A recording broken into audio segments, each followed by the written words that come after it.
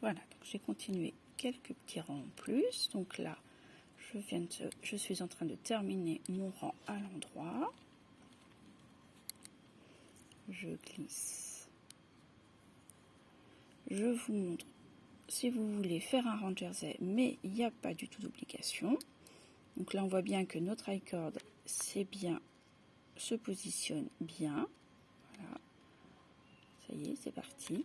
Je retourne.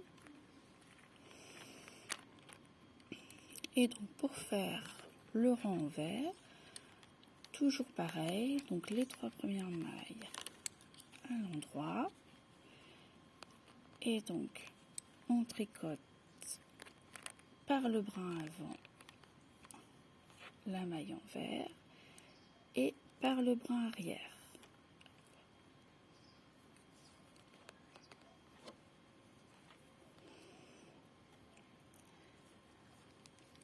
Mais si vous ne voulez pas faire par le brin arrière la maille arrière, c'est pas grave, il y a une autre solution. Donc ensuite on termine le rang. Hop. Normal. Donc tout à l'envers. Puisqu'on fait du jersey. Notre fil est déjà devant, donc on le laisse devant, on glisse les 3 dernières mailles. Je tourne. Ici, je tricote donc en maille endroit.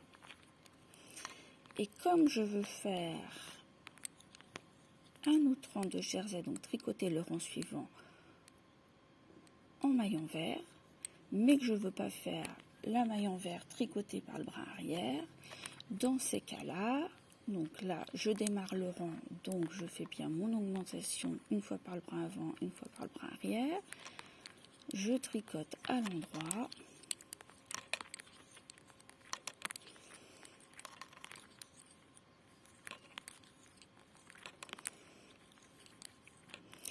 Et là, donc les 3 mailles de la bordure, et sur celle-ci, je refais une augmentation comme en début de rang, donc une fois par le brin avant, une fois par le brin arrière, mais en maille endroit.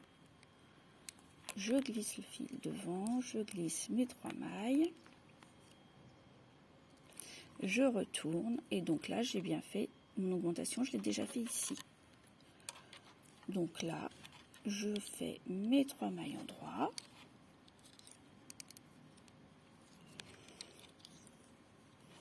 L'augmentation, je l'ai fait sur le tour précédent, donc je n'en fais pas et je pars direct